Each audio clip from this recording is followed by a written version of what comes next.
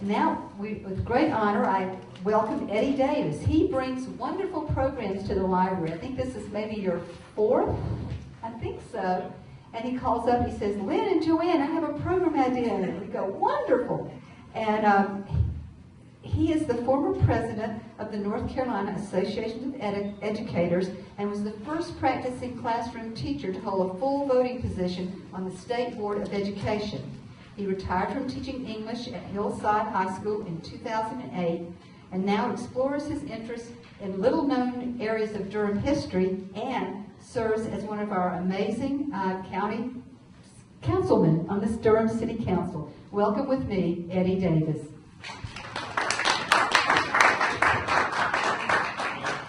Thank you, Joanne. It's always an honor to be able to do a program at the library. And the library staff gives such wonderful support. Turn it on, okay. They particularly Joanne and Lynn Richardson, do all kinds of things to try to accommodate and to make sure that people know about aspects of Durham history that sometimes could be forgotten. In fact, not only are we doing this program, we also are working very closely with the library to try to make sure that there is a display. I think there's a display on the third floor that talks about some of the things that went on in those schools in 1965. Well, we need to go back 50 years. 50 years ago, we were in the midst of the championships that were going on, championship playoffs for high schools in North Carolina.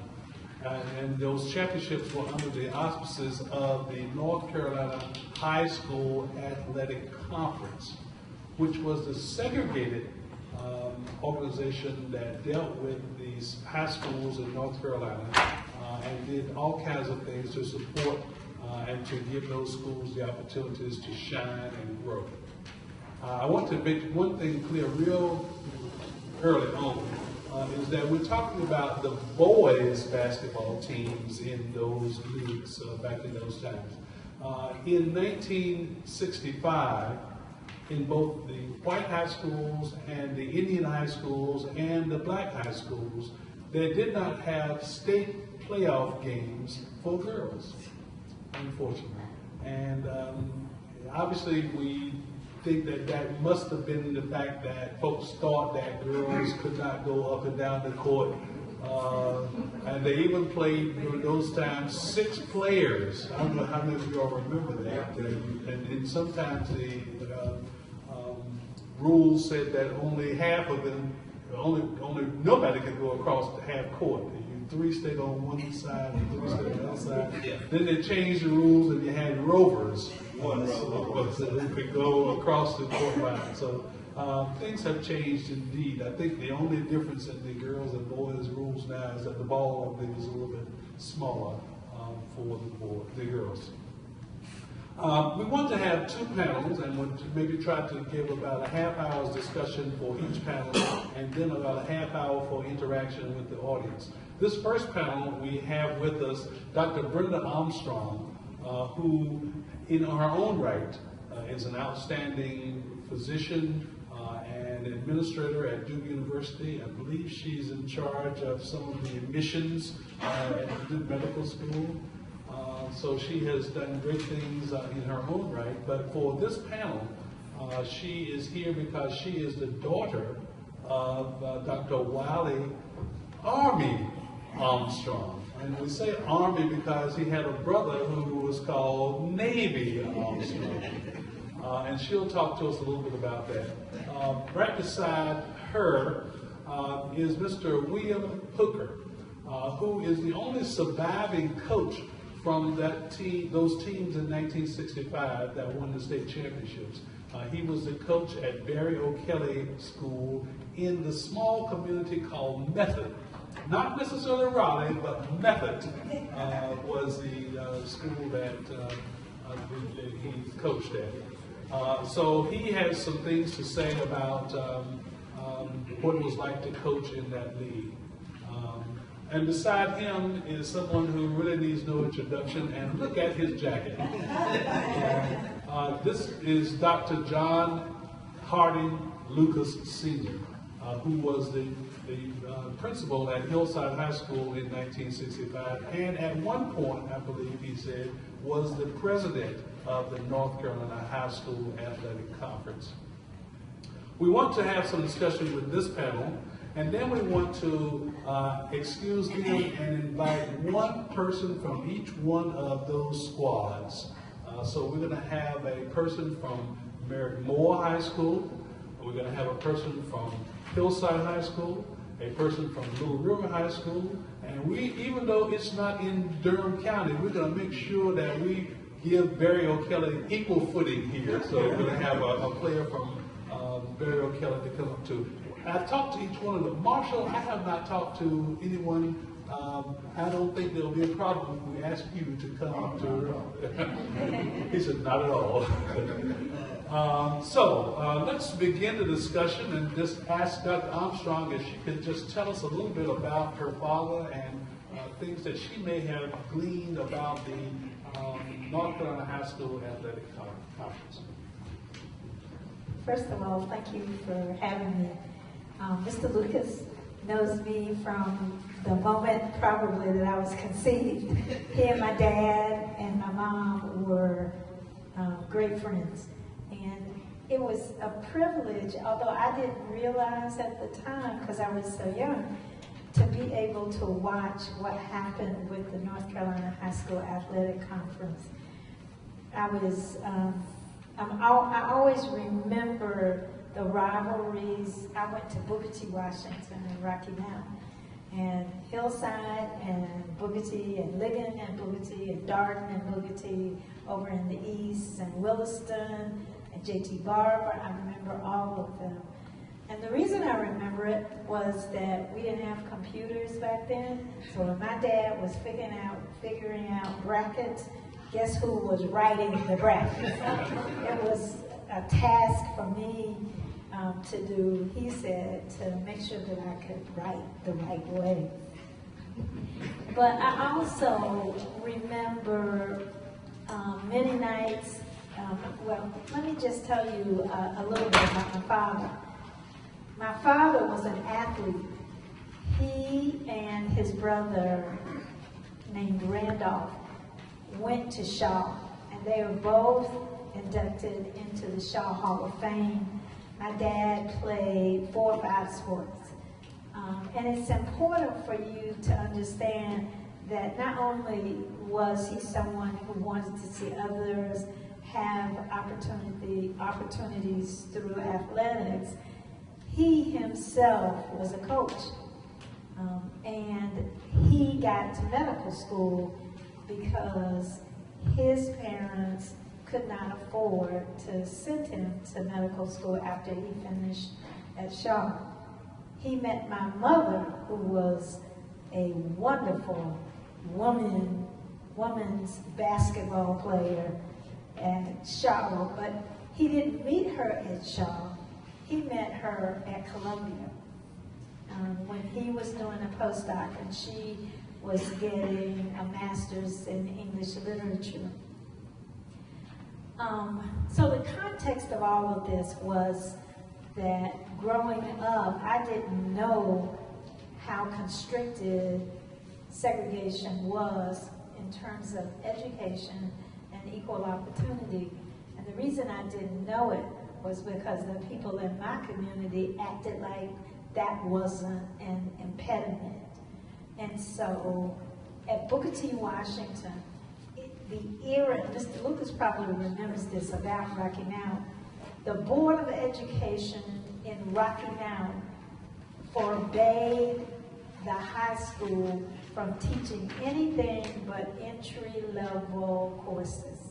So basic English, basic math, and the reason was that they said none of us were going to any further than high school anyway. The people who populated our high school were folks who not only had gone to college, but most of them had masters and a few had PhDs. Augustus Witherspoon, who was the first black professor at North Carolina State in biology, was my physics and biology teacher. So he was not, neither were any of the folks at Booker T. That didn't stop them. They just had to figure out how to keep their jobs, since if they did that, teach us something other than entry-level courses, they were threatened with losing their jobs. But on Saturday, it was their time. And Booker T. Washington had what you all would know as Saturday Academy. Nobody said they weren't coming. Nobody failed to show up. And they taught us everything that we weren't supposed to be taught on Saturdays. Sometimes in a cold schoolhouse. It didn't matter because they wanted our lives to be better than they might have had opportunities for. My dad and my uncle were determined that athletes were going to have that same opportunity in the state of North Carolina. They knew Pete Williams at Ligon. They knew Mr. Lucas. They knew everybody who was coaching at the black high schools. And it wasn't just an organization, it was really a fraternity. It was a family. So there was nowhere to eat in Rocky Mount after a football game or a basketball game, so they cooked. They cooked for the coaches. And I hate chitlins. But you know, they cooked Brunswick stew, they fried fish, they killed a hog, but they felt that that was part of this fellowship that they had put together in North Carolina for athletes. They also had connections through Buddha Robinson, or Leonard Robinson, but I can't do his own Buddha, with North Carolina Central and North Carolina A&T, and that was where they played their championships. And they knew that North Carolina had some of the best athletes in the country. And they felt that North Carolina had, those athletes deserved the right to be seen. And so they had enough contacts around, and they worked those contacts. And you would never know that they didn't have access to the resources that the white athletic association had, just never knew it. And so for them, it was part of their contribution to what would come to be known as the civil rights movement. You know, nobody bothered them at all. They basically used every contact and used a lot of their own resources to make sure that the North Carolina High School Athletic Conference thrived. Meanwhile, my dad, he and his brother, his older brother, he actually had two older brothers. One went to Howard as a pharmacist, and the other was in one of the last classes of the Leonard Medical School at Shaw. And my dad spent enough time working as a coach at Fayetteville State to save the money so he could go to Meharry to medical school. And so they served an area that went out 50 miles from Rocky Mount. And at night, because we couldn't use the hospital, at night when someone would call the house and say so-and-so is sick, my dad would put me in the car with him, talk me to death about athletics. But he finally said, the reason I put you in the car and did all that talking was so you would know that athletics was going to be part of your life, and I would stay awake. And that's what he did. And he did that for all of his life.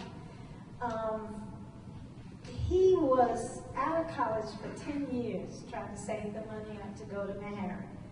Went to Meharry, and after he finished at Meharry, he went to Columbia University to do a postdoc. And my mother was there getting her master's in English Lit. And he said, you know, I remember that pretty black woman. She could knock a ball out of a basketball net from 50 feet, and she was unconscious. And so the long and short of it was she came south because Rocky Mount was the only place she could find a job. He came back to go into practice with his older brother. They met, they got married, and they had 3 children. It's important for you to know how strongly I feel about all of this because the other player in this was Russell Blunt. And Coach Blunt was my godfather. And when my dad died, he stepped right in to take over and make sure that, quote, I did right. But what I had the absolute privilege of sitting at the feet of giants.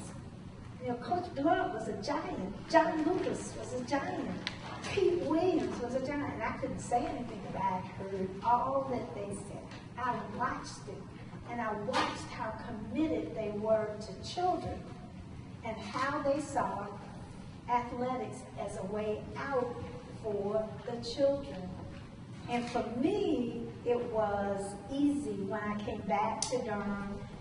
Coach Blunt was here, and he said, okay, you got to do something. You know, that's what your daddy wanted me to make sure that you didn't sit around here and just be spoiled over there at Duke. I was like, I'm not spoiled at Duke. Let me just first say that they got more than their money's worth out of me. But I wanted to do something. He said, come on, I got something for you to do. Do the physicals for the Durham strikers. I said, okay. But he knew, Coach Blunt was so smart, he knew that wasn't going to be enough. And so after I was doing that, he said, come help me get the little kids involved with the Durham strikers, or else they're going to die. So I did. And, you know, fast forward 35 years now, Coach Blunt's hand, even after his death, comes through me into the Durham strikers. It's his team. It's his spirit. It was his way of giving back or giving forward. It's his way of having us remember giants like John Lucas. And who is that man that coached basketball at Hillside? Carl Easterman. And, David Atkinson, who was at Booker T. And, you know, all the schools, I remember them as if it were yesterday. And, you know, some people have finally asked me to tell them a little bit about that period. Yes, it was about our ability to preserve the same sort of commitment to our children that the whites always had. It was also something more than that. It was special to watch the coaches who had almost no resources take talented black athletes and do amazing things. I remember Pat White. I remember, maybe you all don't know, in terms of an athlete who could do it all, it was Pat White. And the fact that he died from cancer so young, it was just amazing. He played every sport and he was the best in every sport. It was just amazing to just watch the athletes. And these guys knew it. They understood that there was a way out for our athletes, and they took such pride in how well they ran a tournament. You know, if you went to the basketball tournaments, they had 4A, 3A, 2A, and 1A. You know, that was back 50 years ago. These folks at the North Carolina High School Athletic Association hired 50 people to try to put it on. They had 5. And they put it on, and it was flawless, flawless. They had people in the east, people in the west, and everybody knew the names of the schools. Everybody. You talk to somebody black, they know the names now and knew the names then. And so the lesson here, fast forwarding, is that they set an example of excellence, of ingenuity, of thinking outside the box. They got it done with class. They got it done in a way that made them the envy of the white schools. And when integration came, don't you know that they knew exactly, the North Carolina High School Athletic Association knew exactly what they were getting, a gold mine, a gold mine. And so I grew up watching my uncle put together a fellowship of trained officials for every sport that they did. And I grew up at the feet of people that I thought would still think were giants. They knew how to motivate. They knew how to keep people on the straight and narrow so that they'd have their opportunities preserved. And I'm just grateful that my dad thought I was enough of a tomboy to drag me along, me and my sister. Thank you so much. We talked about some people. We need to make sure that people who may not know about Pat White, he was a player at, a student at Lincoln High School in Raleigh, who died a death very similar to Ernie Davis from Syracuse. And I think both of them had leukemia. Pat White, I think, died before he could go into college at all. That's right. He did. That's right. That's right. One of the coaches that we had during those days, in fact, the only surviving head coach at one of those four schools at this point, is Coach William Hooker, who was the coach at Barry O'Kelly High School, which was in the small community right outside of Raleigh at that point, and it was called the Method community. Great historical African-American community, and so we want to introduce and share this microphone with Coach Hooker. Thank you very much. I was really taken back when they called and asked me to speak, because it has been 50 years and kind of lose track of stuff. But let me go back just a little bit, if you don't mind. Can you hold the mic up a little bit? Yes, Or maybe you want to use it. When I finished college, I went to Southern University, and I guess I was a little rambunctious and wanted to be a road warrior, so I went south, went to Georgia, and then I left Georgia to Mississippi. And my principal called my mom and asked her when I was coming home. Mr. Moore, Deputy Moore was principal. And so she said, I don't know, but he'll be through here at the graduation period. So David Fort Gibson, we packed up some loads of kids and headed to D.C. where they have to see us. Never had a thought of stopping back in Wake County to work. But coming to him, he interviewed me in my mother's yard, 2 bus loads of students and teachers. We had lunch, everybody got refreshed, and we went to Washington.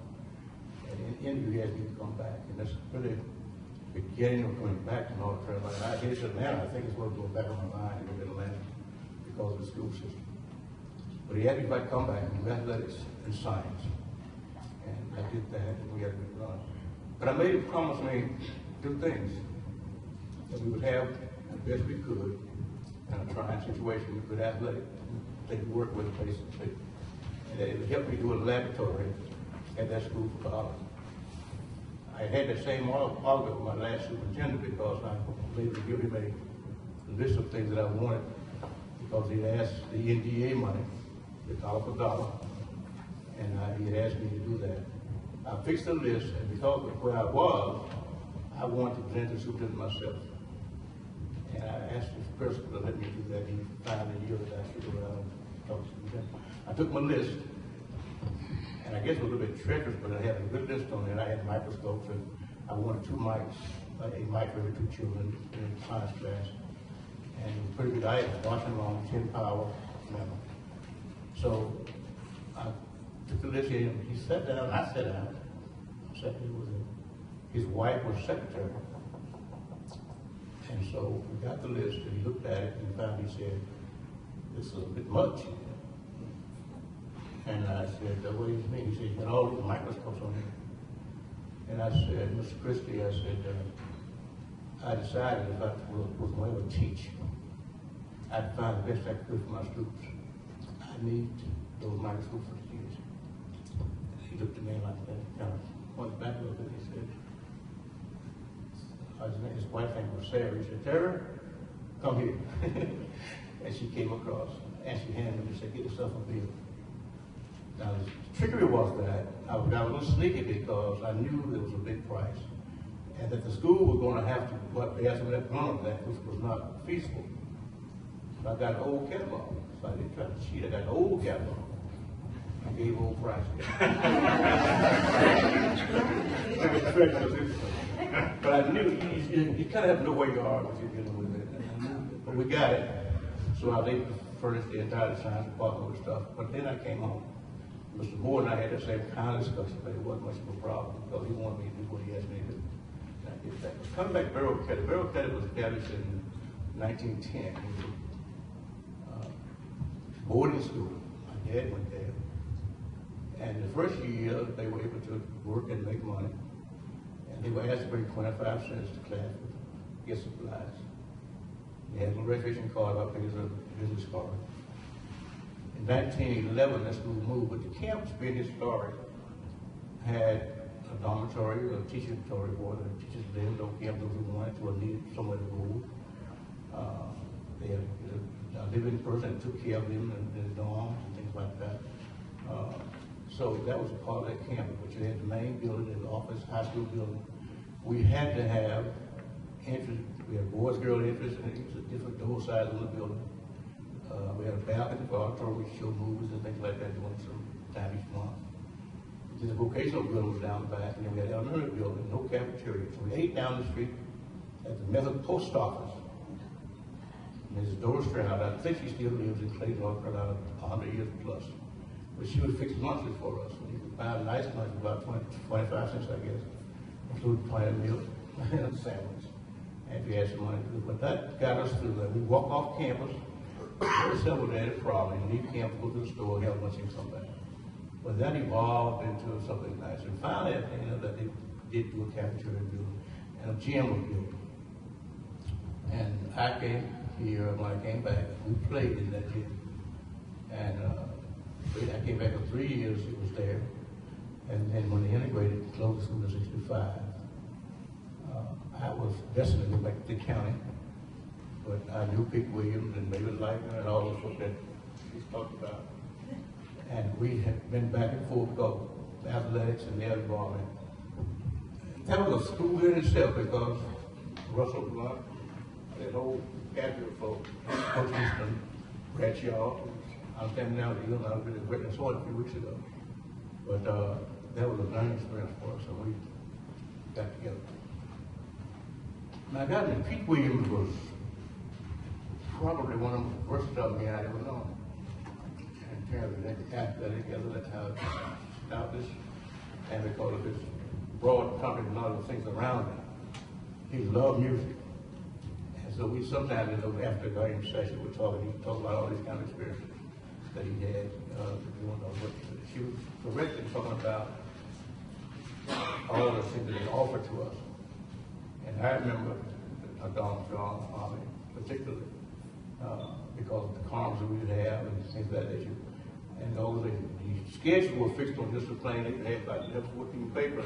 And that's what you got with brackets on it. So you had to hold on that thing there because you'd tear it up. But that was the things that all those teams were placed on. And we played 18-game schedule basically. They went from there to the district championships. And we were fortunate to have championships in both of those areas of Beverly County. And two of the guys here was on that team, Reverend Holloway. When he was playing ball, I never thought he'd go into ministry.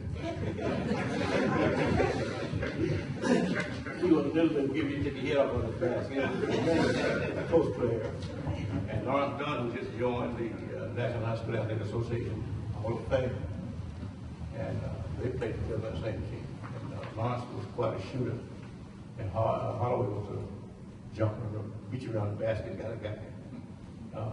Those 5 starters over there, they averaged that senior year, averaged at least 12 points a game and better. All 5 of them. They had the opportunity to do. But the learning came from these men she's talking about, the Giants. I was just out so creative to watch what they did. And put together a lot of that because I was there on the block at that time.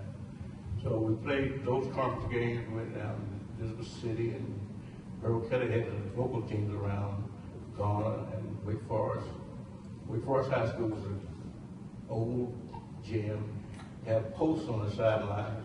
The 4th post on there, you had to clear around that post. So we just screamed on that post and shooting. And so they treated Coach Clemens. He designed his formula by it, so we had to make sure he knew where that post was.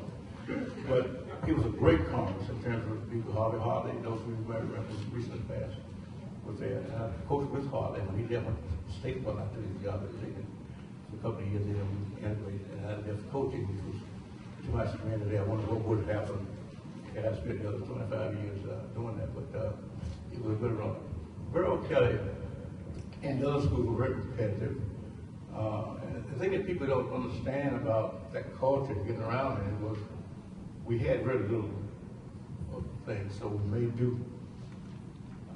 If you got a good pair of uniforms, your kids would have. Food was premium after the game and things like that. What I did, I had my grandfather to go to the place in Carriage, next door, town next door. And he'd buy me eggs every week. And I got the milk. And you guys call them milkshakes. But quite often that was the meal for our game meal for us at basketball because there was no way to go get anything. Money was a problem. And the lady character was very happy. I couldn't say it out public stuff now, but she saved the food so we didn't get some time to give the food. That was a no-no, you throw it away. With the thought was really ridiculous. She was ridiculous if you throw it away. But she gave us food, we made things for us. She mixed soup out of leftovers and things like that. And we survived on that because sometimes you get 2 games away at night, you practice and get on 5 o'clock. Now, if you practiced and had the ball game, you had to make sure the kids got home. So I ended up getting home at 1:30, 2 o'clock in the morning, depending on where you went, we went where. And then I had left this morning at 7 o'clock at school. But that was part of that, and I didn't think about it because it was part of getting by and doing things to do, I guess, and getting credit also. But it was really a hardship that people didn't realize how bad it was. So those kind of things happened to us, but Dr. Lucas, he going to do this when I came in. I said, Doc, you're not going to who you are.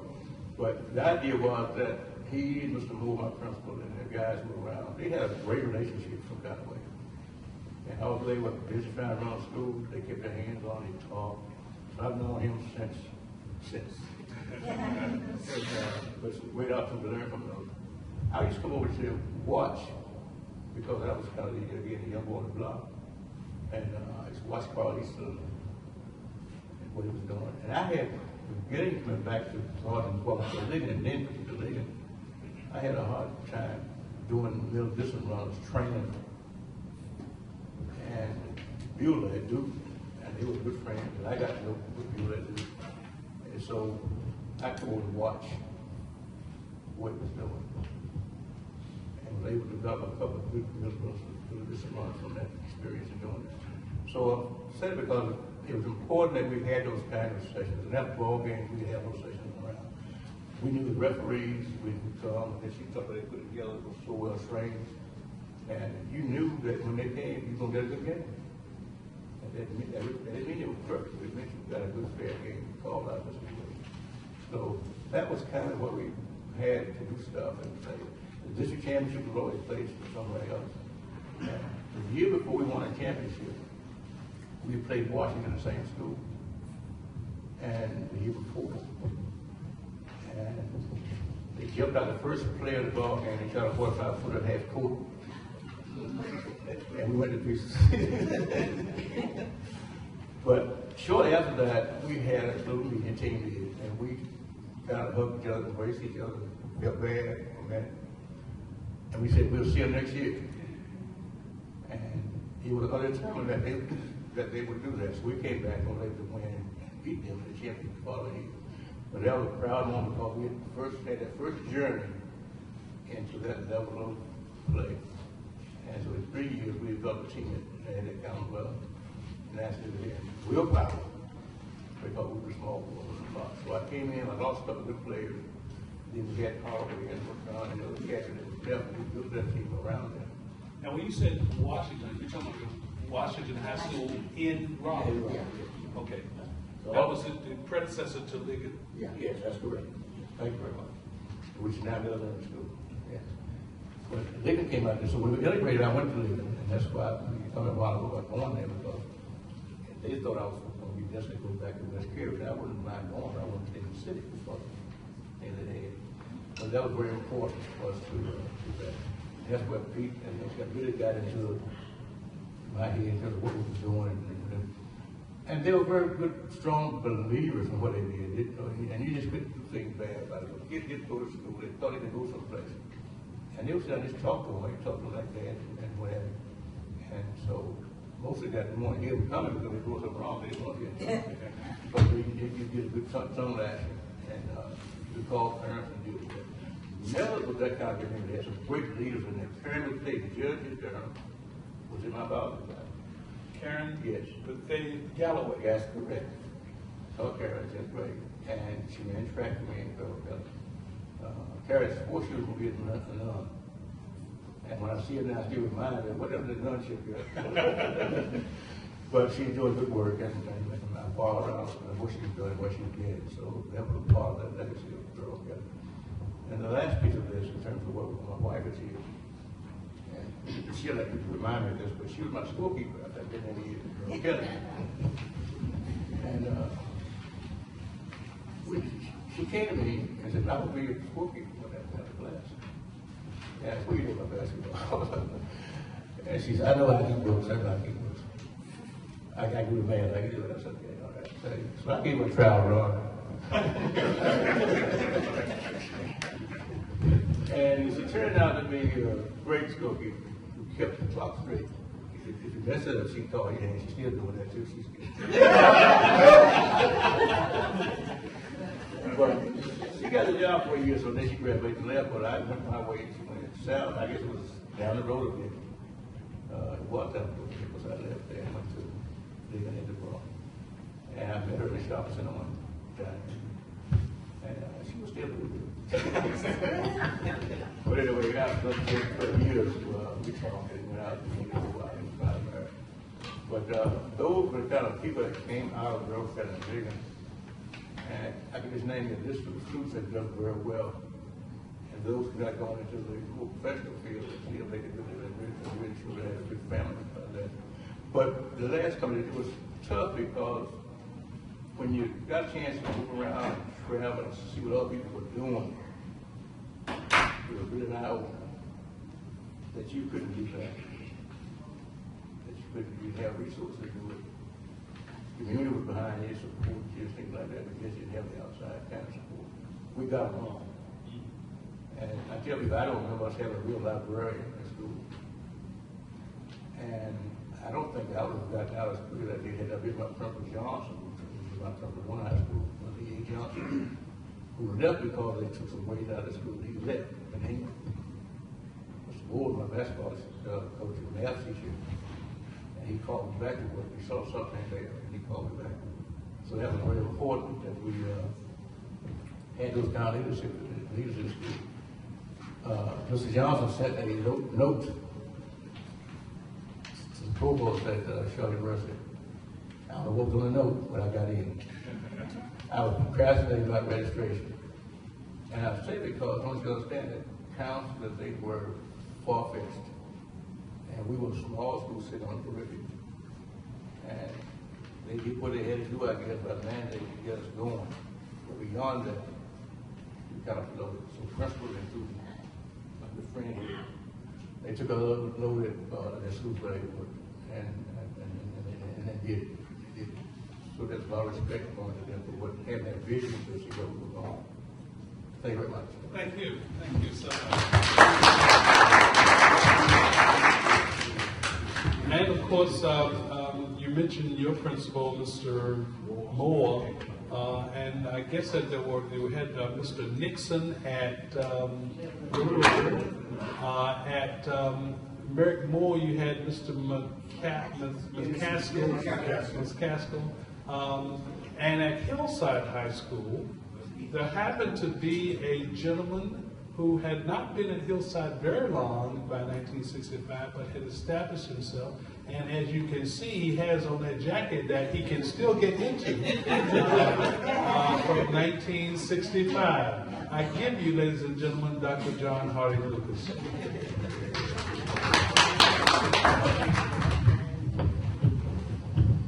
Thank you very much. I know we've been sitting a good while, and I'll be very brief. I heard Shaw University mentioned quite a bit, and it took me back to the graduates, Brenda's father and uncle and others, a friend next to me.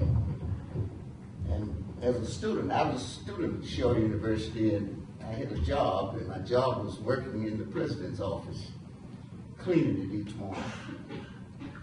So I would go to the office and clean it up, and there were a few minutes left after cleaning before going to the dining hall for breakfast. So I would get in the president's chair and just swivel to see how it would feel to be president. And I would just dream, swivel, dream, and then the bell would ring, go to breakfast, and my dream was broken at that time. Never realizing that one day I would be president of Shaw University, which was quite an experience. So when I hear that name, I think, well, I guess if you only dream and believe, all things are possible someday. And it was good to hear a lot of the statements being made and persons who passed on, and this being my 95th year, I'm one of the few left.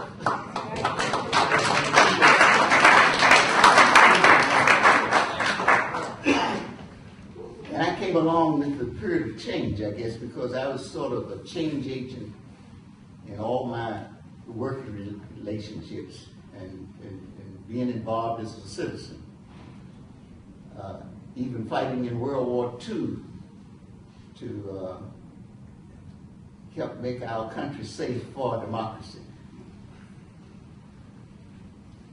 It's been a real experience for such because in Kinston in 1952, we had students who organized, marched on the Board of Education in a meeting that was there way before the more popular events that occurred in other places. Going through athletics and working along with Dr. Armstrong's father. I did too. I used to travel with him and visiting some patients in Edgecombe and Nash County at night. And I felt it was real thrill to be riding with the doctor who was going for such, but I think Dr. Armstrong wanted company on those late night calls. And it was nice, but it was also a great learning experience for him. And of course, his brother Navy was principal of the high school in Rocky Mount, and I'm too a graduate of Booker T. Washington High School. Graduated in 1936, which was quite a few years ago. During that time, high school only went to the 11th grade, and as 11th grade, you could be a graduate. They also allowed something else during that period. You could take metropolitan tests, and we thought that was nice, and if you made high enough scores, some of you probably may remember that. We weren't around here 36.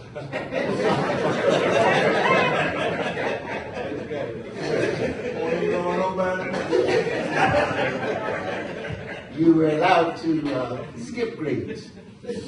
And that was felt to be an honor at the time, but now as we look back to find out what politicians were doing during the time, because of the need to build schools and all of that, if you moved the students on, you didn't have the demand for the space as much, and you were able to advance. And for that reason, I was able to enter college at a very young age of 15.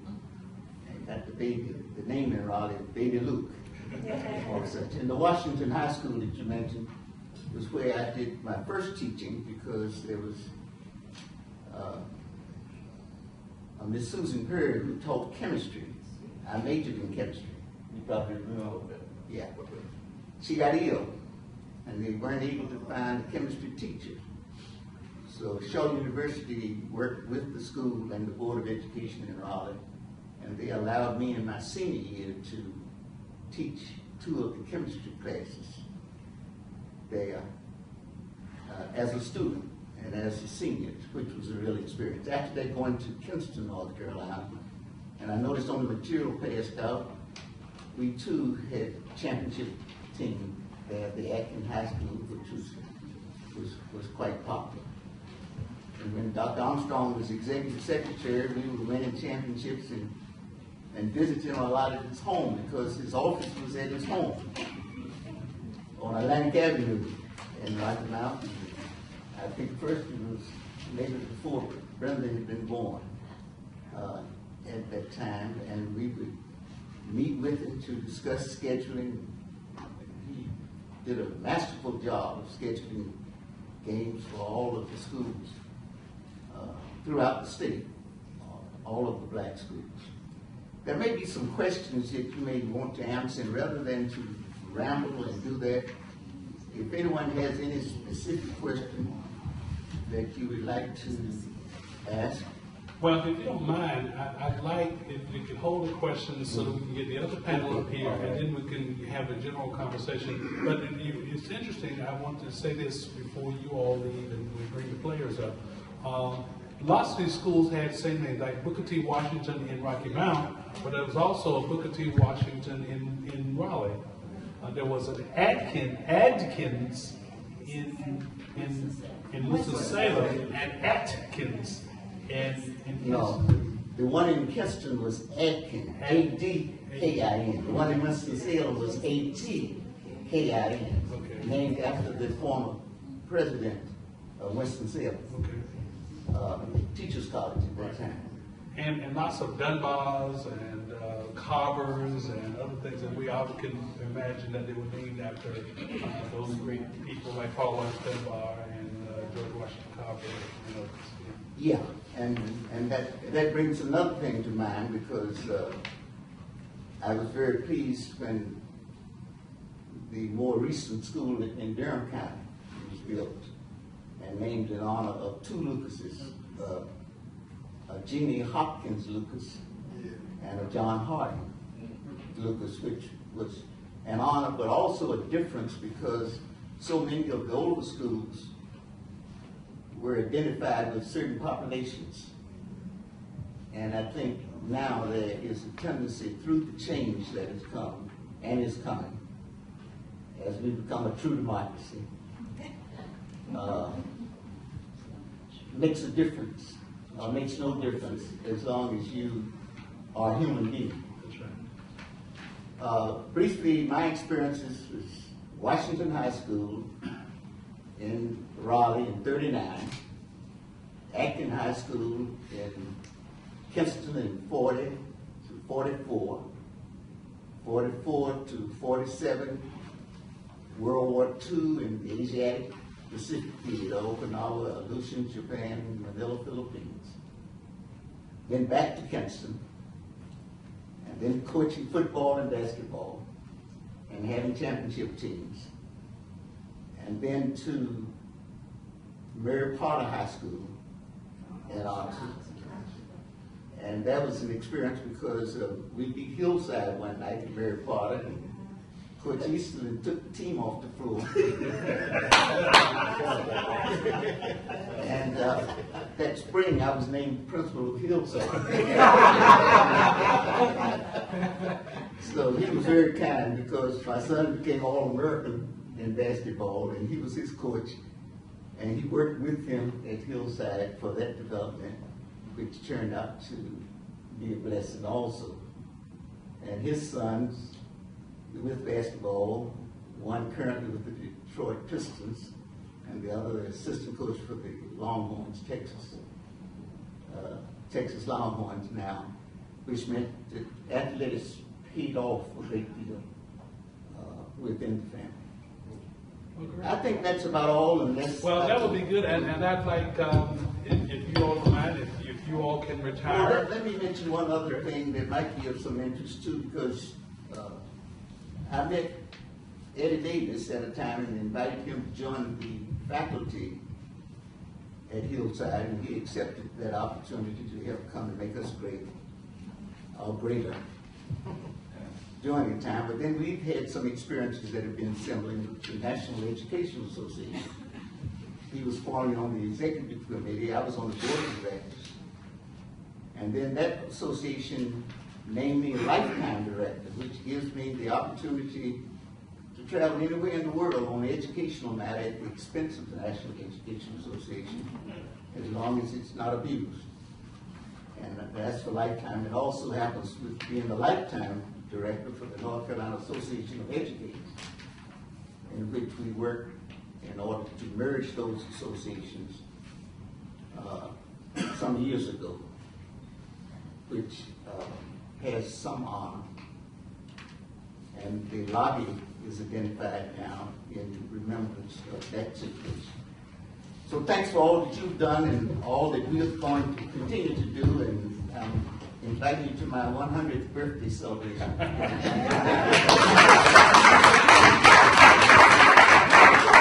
Well, thank you so much for listening to this panel. I think we've learned a great deal.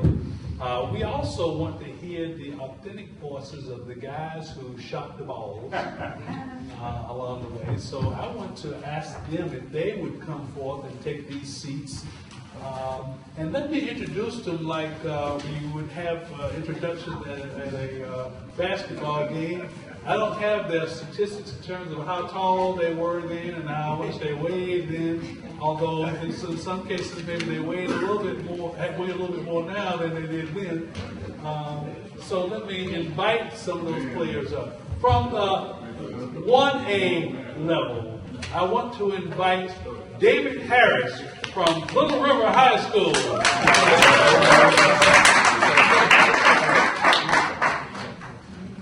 From the 2A level, from Barry O'Kelly, Lawrence Dunn.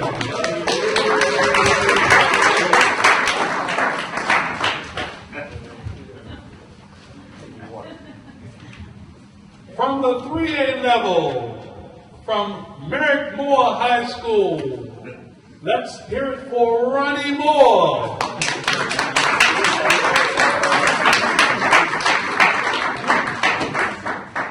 And from the 4A level, member of the Pony Express, Marshall Hill.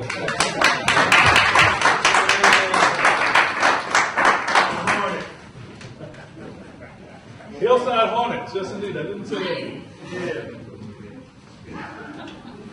Well, thank you all so much, and there are other members of the teams that are here, and I'm sure that they'll get the opportunity to introduce them and to talk a little bit about them.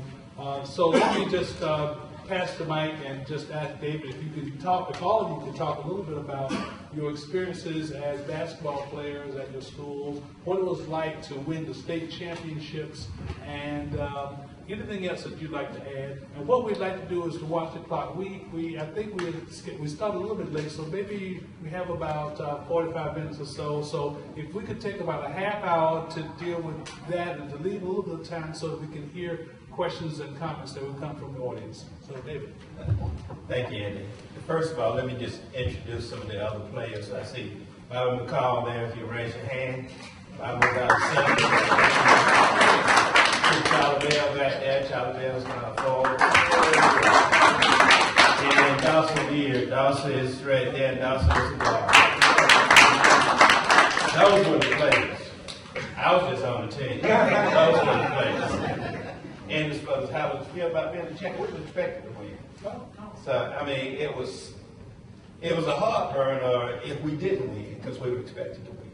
So, the expectation, like Dr. Lucas said, the expectation is what you get. Now, you all had won, Little River had won previous to that 1965 title. Twice. That was a three-peat, 65. Then we won again in 67. Again, we were expected to win. That was one of the things that made us compete better at the state level was the fact that there were only two other single A teams in the area, and that was Stovall in Oxford and B.F. Pearson in Franklinton. So we played, our conference was made up of 3A teams, and then we played one 4A team, which was Hillside. So we always played up. So we always played at a higher competition level than we were supposed to be. So consequently, in order for us to compete with those guys at 3A, 4A level, it made us much better. So again, when we went to the state, it was a cakewalk because we had already competed at a level much higher than what we would normally play. But I mean, it was fun, and again, being a single A school, the only other. Pardon me? Oh, I wanted you to mention how many games Little River won that year.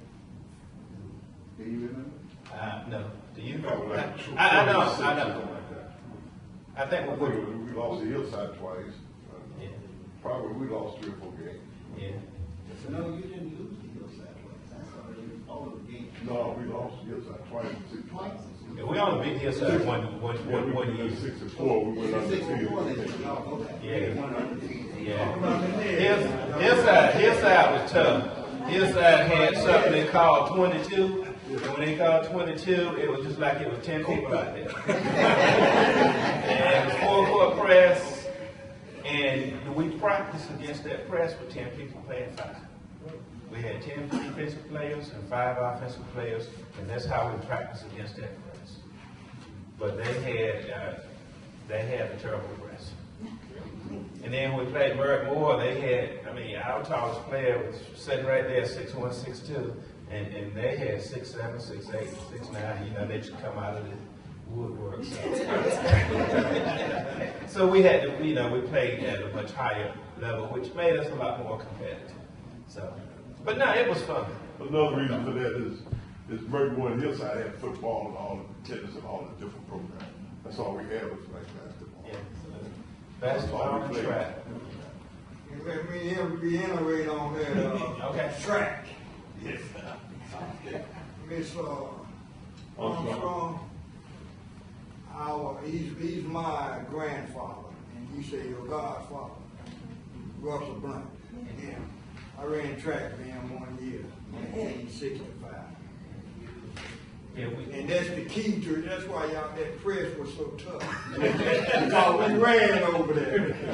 Up those hills, down those hills, around the highways. Up the base of the 55. When we went off your first day of practice, we had to run out to 55 and back by the stadium club. That's your first run. 7 miles. I tell you, the press was tough, but we survived.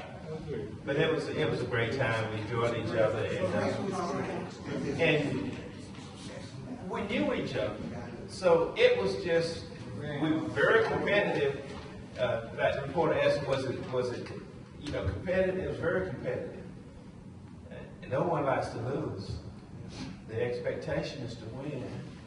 So when you expect to win, don't even win. Well, let's pass the gold around to Mr. Gunn. And this is Lawrencestead, and there was a mention made a few minutes ago that he was recently inducted into the North Carolina High School Athletic Association Hall of Fame. And that was as a coach and a player. Thank you, Councilman Davis. I feel honored sitting here today, and I've been known to be long-winded. I'm trying to make this as short as I can. I have a couple of acknowledgments to make before I even get started. One of them is to introduce my teammate, Mr. Rocky Holloway. I will make this statement about him. Rock was so big and strong in high school, he wouldn't shoot unless somebody guarded him. He liked that contact, and when he got it, he would take everybody into the basket. The next acknowledgement is to my high school coach, Mr. Hooker. Without him, and understand what I'm saying, in '65, we needed a role model. And there he was. All 5'8" of him, whatever. But if he said jump, we said how high. That was just the way it was in those days. My last acknowledgement is for I call him Mr., but Coach Willie Bradshaw. I think Coach is in the hospital right now, and I'm sorry he's not here. I need to go see him. He was my mentor, at least one of them. I can remember coaching the East-West All-Star game, wink, wink, and Coach Bradshaw was responsible for that. Ladies and gentlemen, I came along at a time when the teacher could pin a note to your shirt and the message would get home. I came along at a time when Mama would let you play a little basketball on Sunday if you went to church. I came along at a time when we didn't have all of this. You know, the good Lord gave you hips and you were supposed to pull your pants up in order to support yourself. And as I think about it and go back to '65, that's what we were about. The things that we did during that day was primarily because our parents taught us and our coaches reinforced that. Let me tell you a story. I can remember, because we didn't have a ride home, we had to stay out of school. And we would always go down to the little hut where they had honey buns and cupcakes and rip off a few in order to eat. We would bed down in the locker room until Coach came to practice. I remember, just like it was yesterday, we had a teammate that used to love those Winstons. And he was back there smoking. And I was taking a nap, and we heard Coach coming, and everybody ran. Locker room full of smoke. Here I am laying on the bed. And Coach Hooker walked in, and he said, Guns, been smoking, huh? That was our mentality. I didn't say a word, but I wasn't going to tell on my teammate. And he said, all right, young man, won't tell nobody. And when I became a coach, I would do some of the same things. He didn't punish the perpetrator. He punished me because he knew I wasn't going to talk. He ran me to death the whole practice. And the team wondered, what in the world is he running for over there? I didn't tell it, but that kid never smoked again in those situations. I wasn't going to say this, but I am. Recently, we had a death over in Chapel Hill.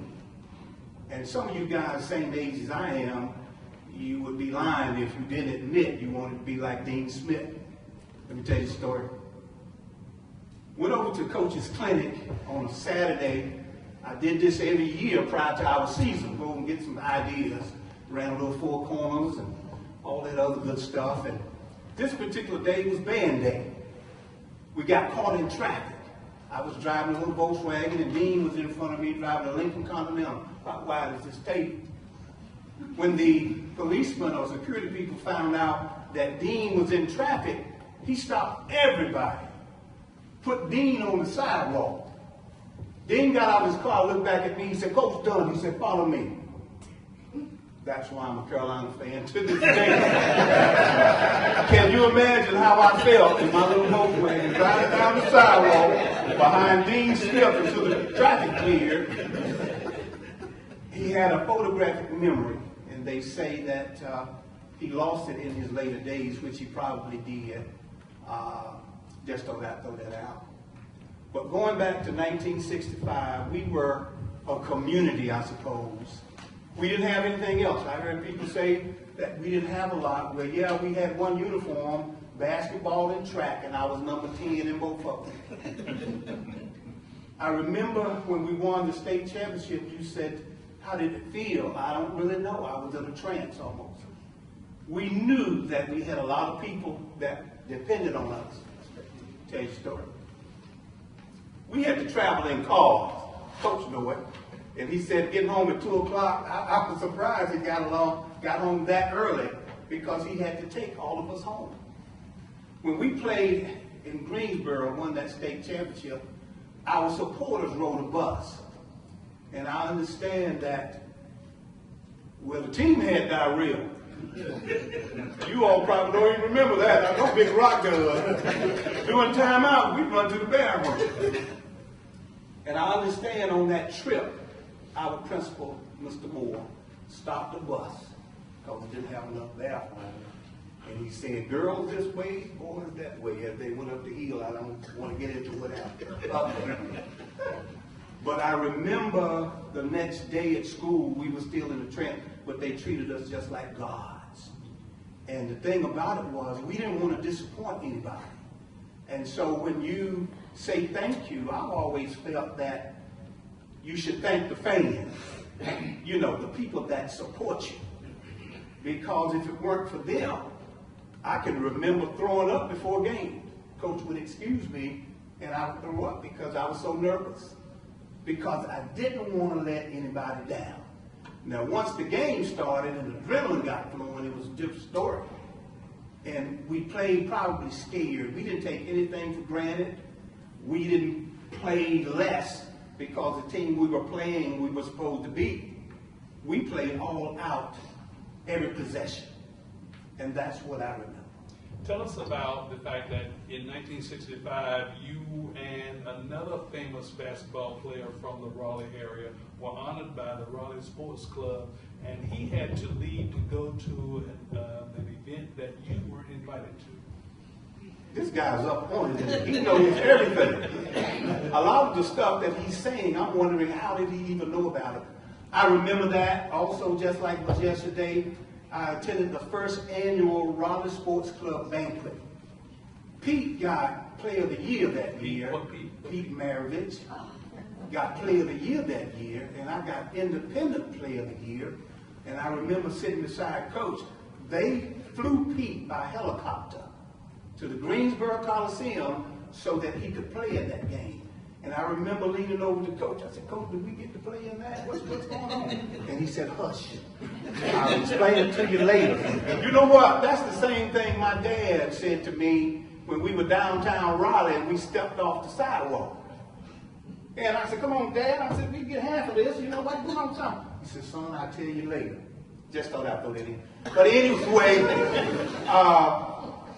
we used to play on Saturday mornings downtown Raleigh behind an old Presbyterian church. That's where it would happen. Anybody who could play would end up there. Pete would always be down there, those droopy socks and whatever. He wasn't about 5'10", 5'11" then, and we beat him up. You know, Pete could play. He had old raggedy game, but we beat him up. But he'd always get up and say, how did you do that? Or show me how to do that. And as he got to the pros, he was still doing that same stuff. And I remember him, somebody picked him up. Pete was sitting in the back seat dribbling a basketball out the window. I said, I can't get that. But and the rest is history about that. Great.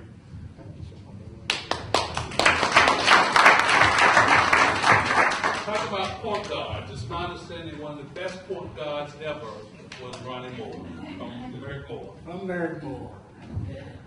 Two things I know about our championship. The year before, we had lost in 3 overtimes for the championship game.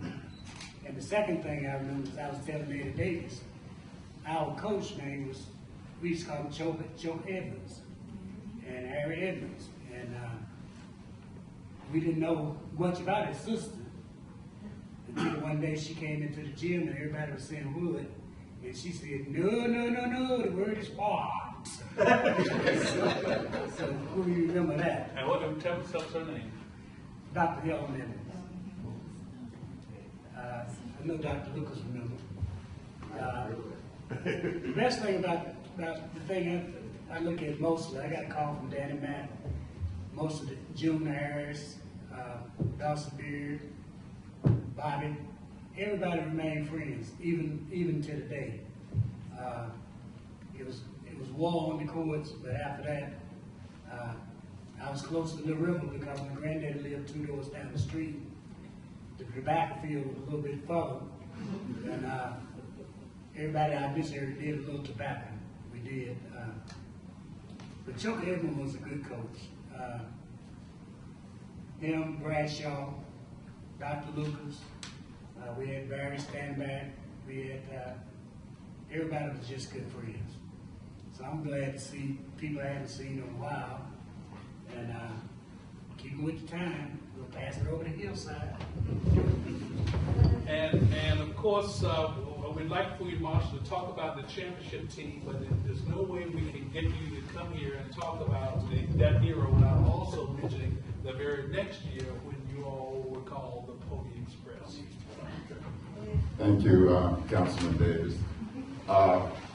We started playing ball. Professional, you We started playing ball in the parks, pickup games, and I remember Coach Easton used to come by and I guess look at the players and maybe try to pick some that he would contact. But during the summer, that was the main thing that we did. We would play ball, became very close doing that. When the season started, we did not touch a ball for the first 2 weeks. It was running, exercising, running. Like my buddy in the back said, we used to run from Hillside down Mesadale to the Stallion Club and back. So we was in very good shape and very excited about touching the ball when we got a chance to do that. But we just had outstanding guys. And it's not like the basketball of today where you want to single out one person and that person supposed to win the games. It was a team effort, and we played that way. And I think that was the reason for our success with that, because we played as a team. Now, we had some outstanding players, but it did not go to their head. They would pass the ball to other players. They wouldn't try to make a shot, even when they didn't have one. But we just had a great team. We had, you mentioned June Harrison. We lost him last November, I think it was. He passed. George Outlaw, Hulk Long, and the man, Michael Hayes, and Daddy McLaurin, Hollis Vine, Greg Monroe. But the man during that time was John Goldberg. Yeah. That was the player. I mean, he was from New York City. He came down and he just fitted in. He wasn't that tall. I think that he was the tallest player on the team at that time. And I was about 6'2", I think, was somewhere in that area. But we just had such a great relationship. And we took one game at a time. And if we won the game, but Coach Eastland saw something that we should have done but didn't do, then we will work on that at the next practice. So it was very exciting. We still hold several records in North Carolina for scoring. We averaged 105 points per game that season, and that's a 32-minute game, 8-minute quarters, and no three-pointers. We beat one team, I think 147 to 52 or 57. So we really, we had great scoring, but the key to that was running. Once the ball come off, you fill the lanes. And that was it. That was the beginning of it. So it was very exciting. Coach Bradshaw also, he coached the junior varsity, but most of the guys started with the junior varsity and went to the varsity. So Coach Bradshaw had a very important part in preparing us for the varsity, and he did an outstanding job. I think that's about it that I can think of. Thank you very much. Well, good. Now's the time to have questions and comments from the audience. Could I piggyback on Hillside? Yes. Okay, I didn't make the team. Yeah, why don't you tell us who you are? Charles Curry. I ran 1 year in 1965. Went to the state championship. Ran the mile in 4:30. half mile in 201. 10th grade. Coach Blunt said, run them, Kerry. That's what I did. I made a lot of them cry going around. So I could run all day long. Then smoke, drink, and lie. So I had good work ethic. But I didn't make the team, but I did play in the pickup game for Durham High School. Those Duke guys would come over to Durham High School. It was Carl and had those courts over there. And they were Basendak, Jeff Mullen, Berger, Miller, and me. I played, I was point guard. I could run all day long. See, they noticed my running. That's why they showed me. All they had to do was get the ball off the rim there, and I'd be down the court. That's all I did. So I was down there waiting for it. And so I didn't, and I made the, when I went in the military, I made the team. I made my unit team. And so we got second in that. I was in the military. Yeah, my question is to Michael and Mr. Lucas. In was it 64 or 65 when we used to go down to the boys club on hay time when Mr. Coach Baxter would pick us up. The guy down there that ran the boys club, remember he used to make names? That was Coach Parker. Yeah, divided up in teams. Boss. Yeah. Yeah, just remember him. And so that's how I got to know Mike and all them because we played on Saturday mornings and stuff. Every Saturday morning, Mr. Bradshaw and Easton will pick us up. Yeah.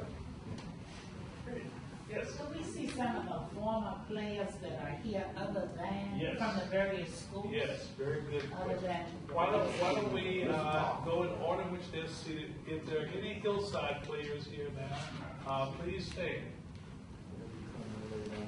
They're coming toward next weekend. Yeah, they'll be coming later. All right, any Merrick-Moore players?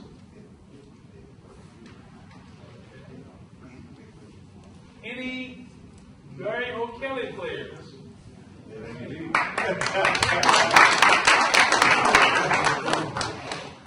And any Little River players?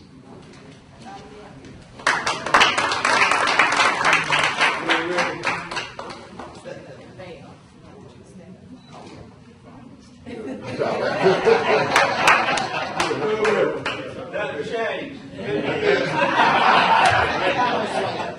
I'd like to also say, we had one teacher, Mrs. Parker, Miss Omega Parker, she was our librarian. Yeah. 65. May I say something? Yes, yes. I want to reprimand him for saying that. I've always told my students, just say that we were in school together. Never have to say I was teacher. You are a young. Question. Did any of you guys ever play, I'm from Brown County, any of y'all guys play Hawley High School? Yeah. GC Hall. GC Hall. GC Hall. Yes, sir. You know who the coach was? I can't remember the club. Other questions or comments? Yes, sir. About Barry O'Kelly basketball. We had a tradition in Memphis of having fine athletes, and we probably had some other years where we had just as good of athletes as we had when we won the championship.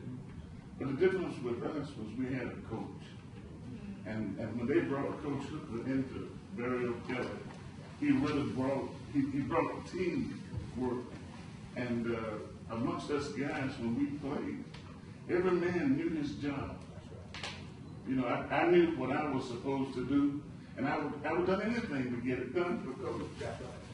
Lawrence could shoot the eye out of peanuts. I mean, this guy averaged right at 30 points, maybe 29, 30 points. 36 points. And every time I could get the ball off the board, I knew exactly what to do. throw it again. So we knew our roles, and we were determined to not let coach down. And Lawrence said a little something about it. His coach Hooker, I mean, he's a small man in stature. And as large as I am, I was scared to death that night. I mean, if he said something, and I was just about shaking in my britches, and that was respect. Yeah. And I don't know how you managed to get so much respect out of him.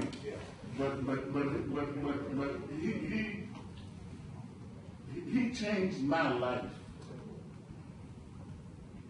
That year, 65, we won that state championship.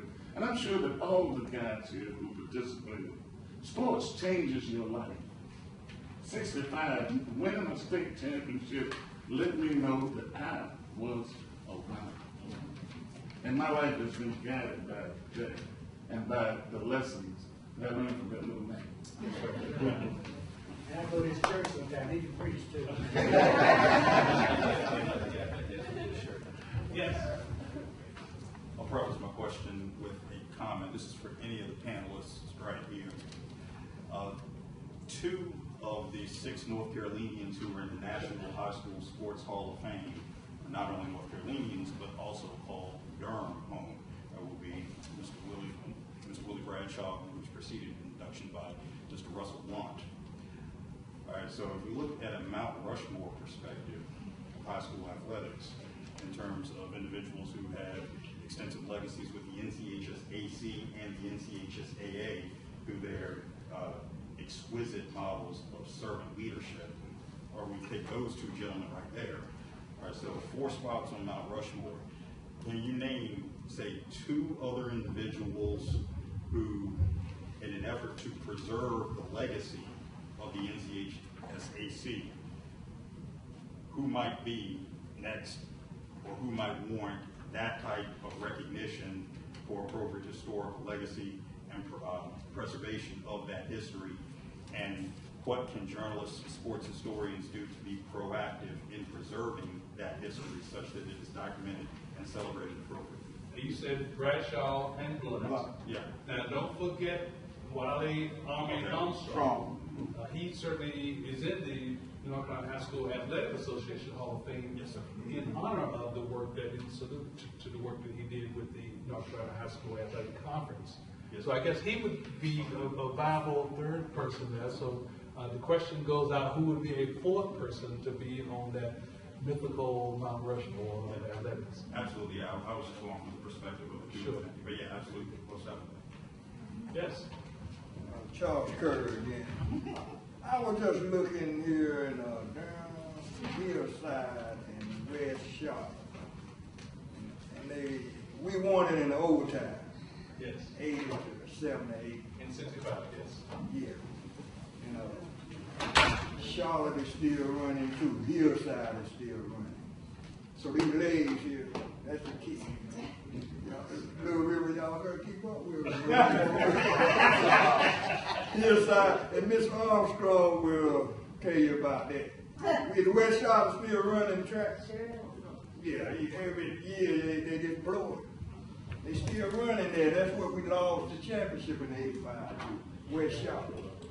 That's right. Even with the Pony Express, they did not win the state championship, and Hillside went back 2 more years after that and lost to West Charlotte and to Raleigh-Liggett.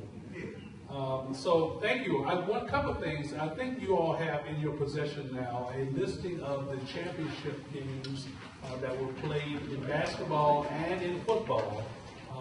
And those records were provided by Dr. Armstrong's father, so I think that's in thank you. Also, I want to let you know that we are trying to have several events that would commemorate this 50th anniversary of the championships that were won. But this is not the first time that has been done. You may see a sheet here that has the picture of the championship team from Little River, but this comes from a program that was sponsored by the Durham community to honor those 3 schools. And there's some very famous names here. The invocation was given by Reverend Miles Mark Fisher. who is an institution in and of itself. You have the names of the coaches: Irwin Johnson from Little River, Harry Choker Edmonds from Merrick-Moore, and Coach Carl Easterling. And of course, you see that there were city officials, including, well, there was a person, Attorney W.G. Pearson, and also Nathaniel White. Many of you all knew Nat White.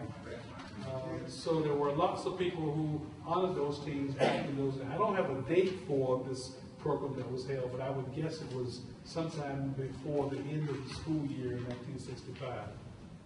They had a jury here was named Mr. Goldstein, that he gave us a banquet up at the Jack Tar Hotel. All three teams. Yeah. They probably paid for it themselves or whatever. Sure. Yeah. Well, it's great, and I'm glad that all of you all are here for this program today. I want to invite you to look at this blue sheet, and there are some remaining activities that will be held, including on the on Monday night, March the 9th, the Durham County Commissioners will present a proclamation that will honor these teams, and those of you all who are available, we'd love for you to be there. And of course, I hope that all of you can be at the Hillside cafeteria on this coming Saturday evening, and to see if these guys still have some hops that they can still shoot. There will be a shoot around. Very light shoot around. We don't expect anybody to go up and do any dunking. On Saturday morning of next week at the Walltown Recreation Center. There are other things that you see on that sheet that will be going on, including the visit to the Little River Museum on Friday. So we invite you to deal with that. And I'm sure this weekend you'll be able to meet Danny McLaurin, who wrote a book called 32 Minutes to Greatness. This was about the Pony Express in 1966, but it also, he goes into the winning of the championship in 1965. So I think it's wonderful that we are trying to have this commemoration, and I hope each and every one of you all will be around when we celebrate the 100th anniversary of the 1965 team. Yes? We did not answer the gentleman's question. Did we get a fourth person that would complete that? We kind of got off track with it, and I think it's only fair that we try to attempt to answer this question. What can we do to assist with the making sure that that continue to perpetuate? Well, I think if you want to stay in Durham, there may be some people. But Dr. Armstrong talked about Pete. Did she mention Pete Williams? When he was from Ligon. Yeah, that would be a You might want to mention other people along the way, and you might need to mention some women who also were outstanding. You know, we talked early on about the fact that until the Title IX provision went into our national landscape, women here in North Carolina could not play for state championships. There are lots of women who have been outstanding, including the woman who is now the president of the North Carolina High School Athletic Association, whose name is, well, her nickname is Q Tucker. She was an outstanding basketball player, and now is going to, at least on an interim basis, is going to head the North Carolina High School Athletic Association until they can name a new director. And right here in Durham, there was a woman named Missouri Morris, who was outstanding All-American high school basketball player. There was another person from Hillside that most people don't know. Hillside had one of the best tennis teams in the country, and there was a woman named Bonnie Logan, yes, who was, nationally ranked, was a star in and of herself in North Carolina. Nobody wanted to play Bonnie Logan. And then there was J.D. White from Raleigh, who did the same thing at Ligon as a tennis.